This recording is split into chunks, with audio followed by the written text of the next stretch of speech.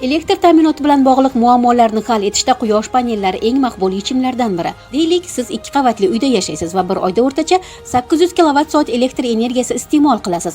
Agar xonadoningizga 5 kWh quvvatdagi quyosh fotoelektr stansiyasi o'rnatsangiz, bu sizga o'rtacha 25 million so'mga tushadi. Siz quyosh panellari o'rnatish orqali bepul elektr energiyasiga ega bo'lib, iste'mol qilinganidan ortganini davlat elektr korxonasiga sotishingiz mumkin.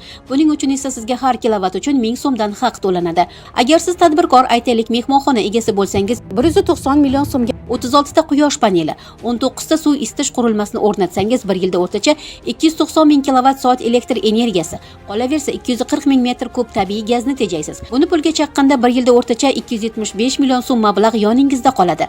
Har bir o'rnatilgan quyosh va shamol elektr uskunasi uchun quvvatiga qarab 15 million, suv isitish qurilmasi uchun esa 2 million so'mgacha kompensatsiya to'lanadi. Uskuna qiymatini 3 yil ichida foizsiz bo'lib to'lash imkoniyati mavjud. Quyosh panellari va quyosh suv isitish qurilmalarini o'rnatgan jismoniy shaxslar 3 yil, tadbirkorlik subyektlari esa 10 yil davomida yer va mol-mulk solig'idan ozod etiladi.